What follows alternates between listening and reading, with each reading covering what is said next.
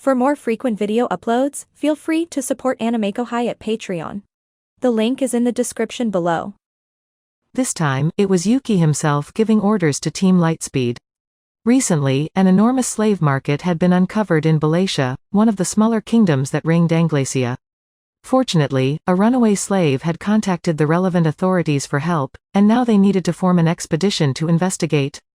But while Balatian was small, there was a chance this market was backed by the kingdom itself. The assignment was ranked a B+ or greater in difficulty, not the sort of thing your average brawling adventurer could tackle. I wanted to turn this down, Yuki admitted to Masayuki. but I can't say no to one of my sponsors. As famous as you guys are, I'd like you to act as a lure. Sending the investigation team in without support was likely not going to be successful. So, Yuki explained, he wanted Team Lightspeed to join them on the expedition, and while the team collected evidence about the slave market, Masayuki and company could stay active in public, ensuring the Balatian government's attention stayed on them. An A-ranked team like Masayuki's couldn't be refused entry by the kingdom, and with the investigation team doing the nitty-gritty detective work, the party would strike a nice balance between brains and brawn. It didn't seem too tricky to the hero's ears. Masayuki, let's give these people a hand. Why, a nation that small could declare war against us and we'd still win. Jinrai was alight with the burning flame of vengeful justice. Ever since Masayuki had beaten him, he had become more refined, gentlemanly, a far cry from when they'd first met.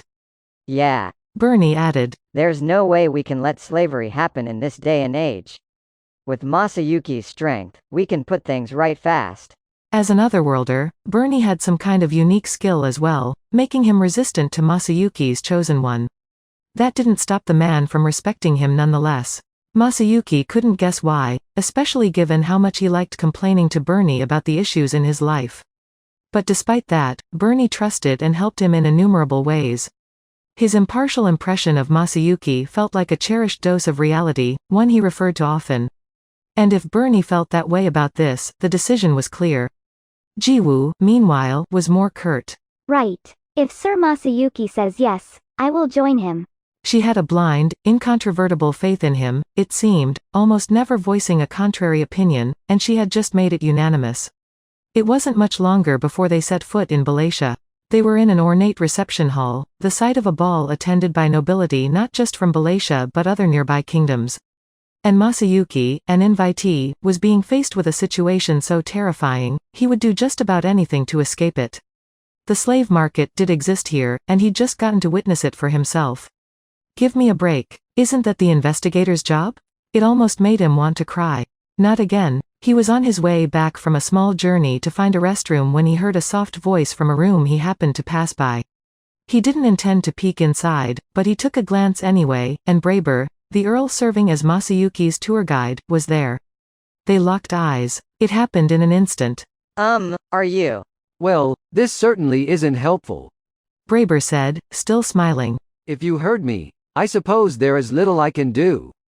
I had a muscular soldier standing guard at the door, but I certainly didn't expect you to defeat him. I should have expected as much from the hero, shouldn't I?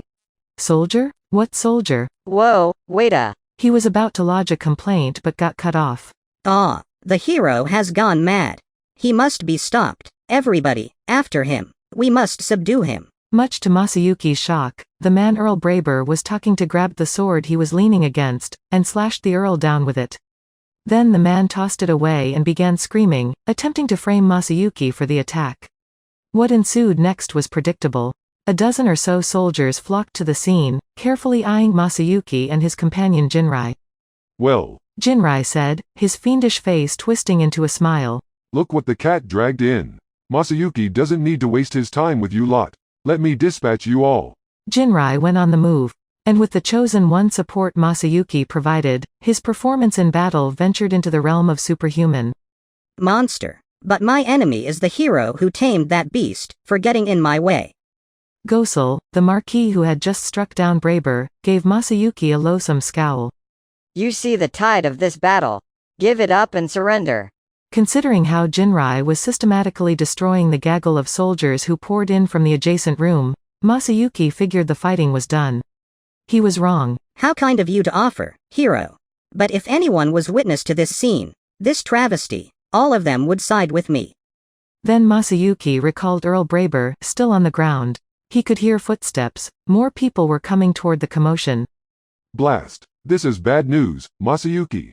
They were in the kingdom of Balatia, and while the hero's name was known worldwide, Masayuki was still just a guest. Marquis Gosel was a figure of power and authority here. Between him and Masayuki, he would be the more trusted of the two. That's why Gosel was acting so confident right now, and why Jinrai was biting his nails.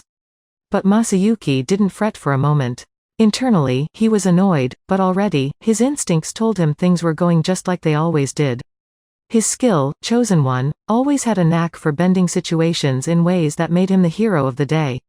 And it happened again. Soon, the room was awash in curious rubberneckers, including a few Balatian noblemen and foreign dignitaries. The Marquis had been standing triumphantly in one corner, but now shock was racing across his face. What has become of me? With a groan, Earl Braber regained consciousness. Sir Masayuki, this is a valuable witness, is he not? He was still alive, so I healed his wounds. Jiwoo, who had slipped in at some point, had cast healing magic on Braber, and now she was looking right at Masayuki, fishing for compliments. Hey there, old man. Jinrai thundered, turning toward Braber. Lucky for you, Masayuki's such a forgiving lad, huh? If you tell the truth to everyone right now, I'll make sure slave trading's the only crime you get charged with. But if you try to keep anything secret, I imagine that man over there's just gonna slash you down again, won't he? So what'll it be? The vicious smile on his face told Braber everything he needed to know. He thought for a moment, calculating, then resigned himself to his fate. Hanging his head, he began his confession. What the devil is happening in here? And the king of Balatia chose that exact moment to step in.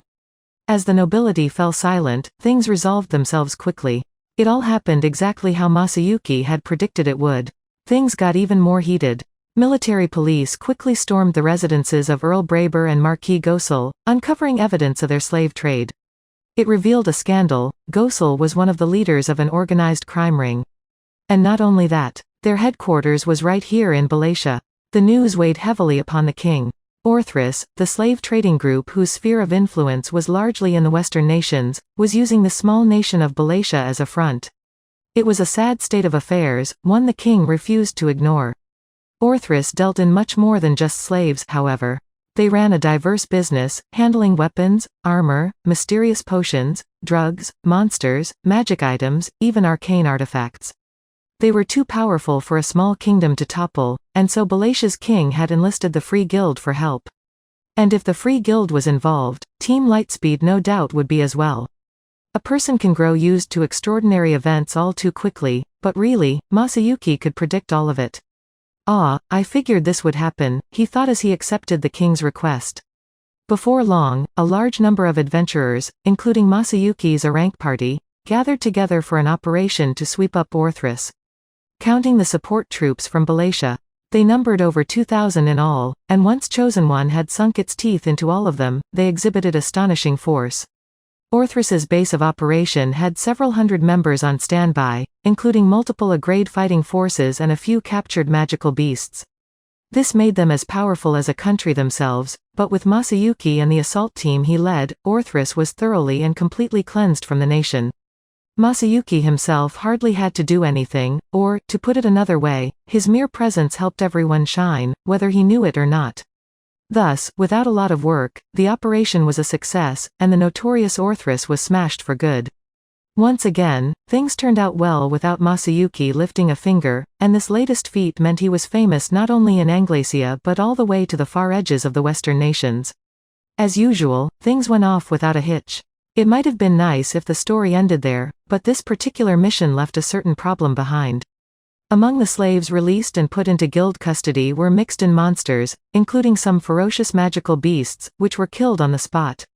However, some of the slaves couldn't be dealt with so swiftly, namely, the elves.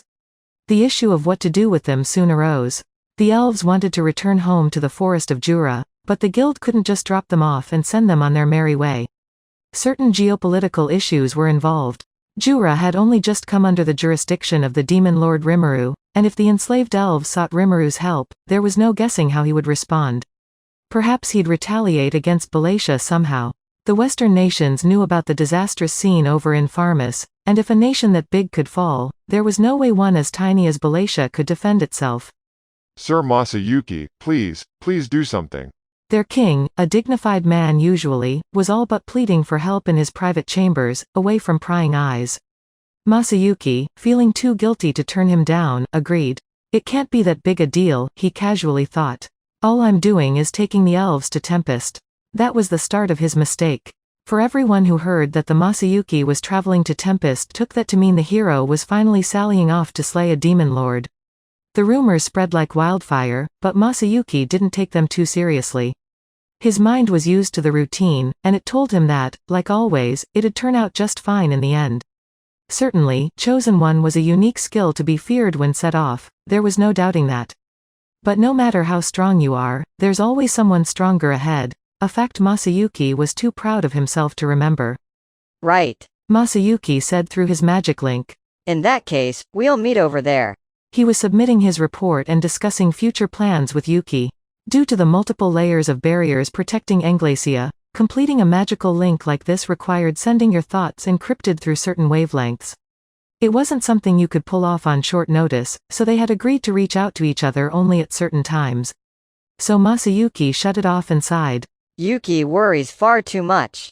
You said it. Jinrai nodded. If you wanted to beat a demon lord, Masayuki, that couldn't possibly be a problem for you. That's it for this video, guys. Thank you for always watching my videos and supporting my channel. Shout out to Michael, Shukran, Stratus Lampro, Mark Gian Prospero, Ke, Julie HD1, Flair SP, Swarup Sagar, Muhammad Noraiz Alikan, and last but not least, shout out to Heinrich Padron. I'll see you guys in the next video.